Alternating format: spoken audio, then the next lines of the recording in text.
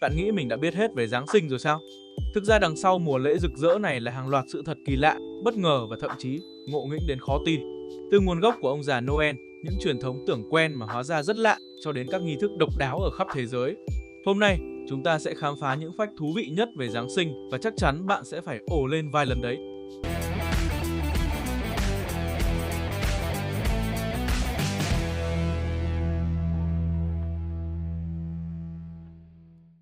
Santa Claus ngày xưa không hề mặc đồ đỏ. Ông thường khoác áo xanh lá, nâu hoặc trắng tùy theo từng khu vực châu Âu. Mãi đến năm 1931, Coca-Cola mới thiết kế hình ảnh Santa với bộ đồ đỏ rực trong quảng cáo mùa đông. Sự nổi tiếng của chiến dịch đó khiến màu đỏ trở thành chuẩn mực cho Santa trên toàn thế giới. Hình tượng ông già Noel được lấy cảm hứng từ Thánh Nicholas ở Thổ Nhĩ Kỳ. Ông nổi tiếng với việc bí mật tặng quà cho người nghèo vào ban đêm. Một trong những câu chuyện nổi tiếng nhất kể rằng ông đã thả những túi vàng qua ống khói để giúp đỡ ba chị em nghèo khó. Chính sự hào phóng đó là nền tảng cho truyền thống tặng quà ngày nay. Tên gọi Santa Claus xuất phát từ Sinterklaas trong văn hóa Hà Lan. Khi người Hà Lan di cư sang Mỹ, họ mang theo truyền thống này và tên gọi dần được người Mỹ biến âm thành Santa Claus.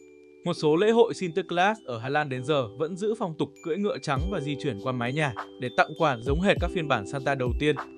Ban đầu Santa chỉ có 8 con tuần lộc kéo xe. Rudolph, chú tuần lộc mũi đỏ, chỉ được thêm vào sau này trong một chiến dịch quảng cáo. Thế nhưng nhân vật mới này quá nổi tiếng, trở thành biểu tượng không thể thiếu.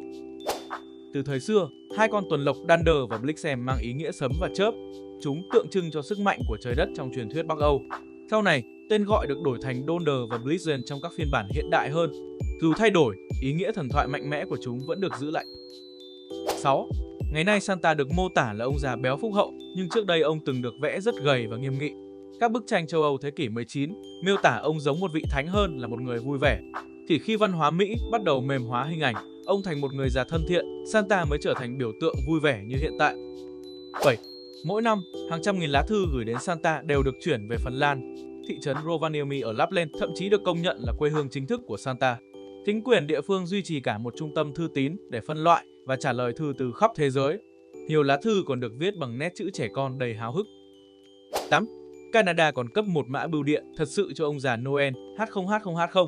Đây là phần của chương trình quốc gia nơi tình nguyện viên giúp Santa trả lời thư từ trẻ em.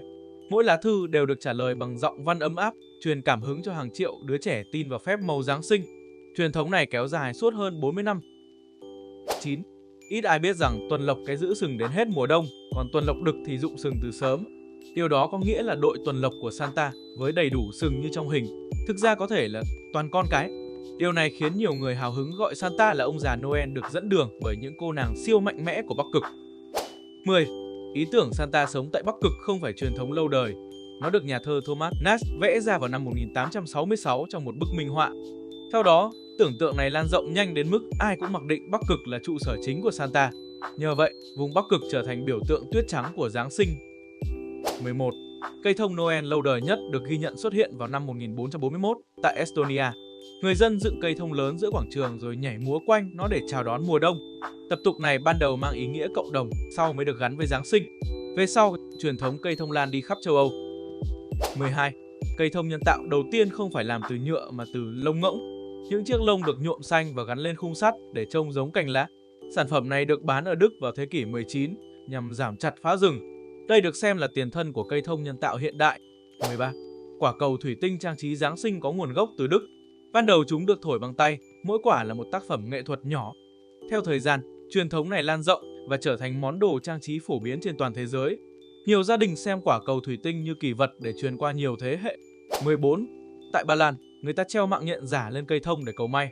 Truyền thuyết kể rằng có một con nhện nhỏ đã dệt mạng phủ kín cây thông nghèo nàn của một gia đình, giúp nó trở nên lấp lánh dưới ánh sáng mặt trời. Câu chuyện này khiến mạng nhện trở thành biểu tượng của sự may mắn và thịnh vượng trong mùa lễ. 15. Ở Ukraine cũng có truyền thống tương tự, nhưng họ tin rằng mạng nhện càng nhiều thì năm mới càng phát đạt. Vì vậy, nhiều gia đình cố tình trang trí thật nhiều hình mạng nhện. Điều thú vị là phong tục này trái ngược hoàn toàn với hình ảnh mạng nhện đáng sợ trong văn hóa phương Tây hiện đại. 16. Một cây thông Giáng sinh thật có thể chứa hơn 30.000 con côn trùng đang ngủ đông. Chúng bao gồm bọ nhỏ, trứng và ấu trùng. Khi mang cây vào nhà, hơi ấm có thể khiến chúng tỉnh dậy, dù hầu hết đều vô hại. Đây là lý do người ta khuyên nên lắc cây trước khi trang trí. 17. Có người từng lập kỷ lục Guinness khi trưng bày hơn 600 cây thông Noel trong một căn nhà. Mỗi cây được trang trí chủ đề khác nhau, tạo nên một rừng Giáng sinh rực rỡ. Người này phải bắt đầu trang trí từ tháng 9 để kịp hoàn thành trước mùa lễ. Đây là minh chứng cho tình yêu Giáng sinh cực mạnh. 18. Cây thông Noel tự nhiên cao nhất từng được ghi nhận đạt tới 67 mét, tương đương một tòa nhà 20 tầng. Nó được dựng lên tại Cedar vào năm 1950, gây choáng ngợp cho hàng nghìn người đến tham quan. Việc vận chuyển và dựng cây là cả một kỳ công kỹ thuật thời đó. 19. Người Nhật trang trí cây thông bằng origami, những hình gấp giấy cầu kỳ. Họ tạo ra hàng chục hình dáng khác nhau như hạt giấy, ngôi sao hoặc bông tuyết. Truyền thống này phản ánh sự tinh tế trong văn hóa Nhật Bản, nơi mọi chi tiết nhỏ đều mang ý nghĩa nghệ thuật. 20. Tại Mexico, hoa trạng nguyên được dùng để thay cây thông. Màu đỏ rực của loài hoa này tượng trưng cho sự tươi vui trong mùa lễ. Người dân tin rằng đặt hoa trạng nguyên trong nhà sẽ đem lại may mắn. Chính vì vậy, hoa này trở thành biểu tượng Giáng sinh đặc trưng của Mexico. 21. Jingle Bells thực ra được sáng tác cho lễ tạ ơn, không phải Giáng sinh. Bài hát mô tả cảnh cưỡi xe trượt tuyết và không hề nhắc đến Noel. Nhưng vì giai điệu quá vui tươi, người ta hát nó suốt mùa đông và gán luôn cho Giáng sinh. Cuối cùng, nó trở thành ca khúc Giáng sinh nổi tiếng nhất thế giới. 22. Tại Nhật Bản, truyền thống ăn KFC vào đêm Giáng sinh bắt nguồn từ một chiến dịch quảng cáo năm 1974. Quảng cáo này quá thành công, khiến người Nhật mặc định KFC là bữa tiệc chuẩn Giáng sinh. Hiện nay, nhiều người phải đặt phần ăn trước cả tuần để không bị cháy hàng. Đây là minh chứng tuyệt vời cho sức mạnh marketing. 23. Nữ hoàng Elizabeth đệ nhất từng tặng mọi người bánh quy gừng hình người. Bà yêu thích ý tưởng làm bánh gừng theo hình dáng những vị khách quan trọng trong cung điện. Truyền thống này dần lan rộng và tạo nên nhân vật Gingerbread Man nổi tiếng. Bánh gừng từ đó trở thành món không thể thiếu mỗi mùa Noel. 24. Bánh pudding Giáng sinh ngày xưa được gọi là plum pudding nhưng lại không hề có trái mận. Tên gọi xuất phát từ thói quen gọi chung các loại trái cây khô là plum. Món bánh truyền thống được nấu rất lâu, đôi khi lên đến 8 giờ. Nhiều gia đình còn giữ công thức qua hàng trăm năm. 25.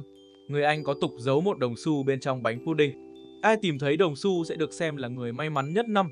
Trẻ em thường rất háo hức chờ đến khoảnh khắc này. Tuy nhiên ngày nay, nhiều người dùng đồng xu nhựa để tránh nguy cơ trẻ nuốt phải. 26. Eggnog là thức uống có nguồn gốc từ đồ uống quý tộc Anh thời Trung Cổ. Ban đầu nó là hỗn hợp sữa và rượu chỉ dành cho giới giàu có. Khi lan sang Mỹ, người ta biến tấu với trứng và gia vị để dễ uống hơn. Ngày nay, eggnog trở thành thức uống phổ biến khắp mùa đông. 27. Ở Iceland, người ta ăn cá đuối lên men trong đêm Giáng sinh. Mùi của món ăn này nổi tiếng nồng đến mức người lạ khó chịu nổi. Nhưng với người Iceland, đó là hương vị truyền thống đại diện cho sự bền bỉ trước mùa đông khắc nghiệt. Mỗi năm, món này vẫn được bán rất chạy trong mùa lễ hội. 28. Ở Đức, trẻ em có trò tìm quả dưa leo thủy tinh giấu trên cây thông. Ai tìm thấy đầu tiên sẽ nhận thêm quà. Truyền thống này khuyến khích trẻ tinh mắt và mang lại sự vui vẻ trong nhà. Dù không phổ biến ở mọi vùng, đây vẫn là điều thú vị khiến cho nhiều du khách thích thú. Bắc Âu có truyền thống uống glögg, một loại rượu vang nóng pha quế hồi và cam. Thức uống này giúp cơ thể ấm lên trong mùa đông lạnh buốt. Người dân thường uống glögg khi tụ họp cùng bạn bè và gia đình. Đây là một phần quan trọng trong tinh thần Giáng sinh của Bắc Âu.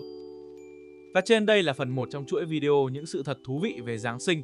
Đừng quên ấn nút theo dõi kênh và bật nút chuông thông báo để không bỏ lỡ các phần tiếp theo nhé.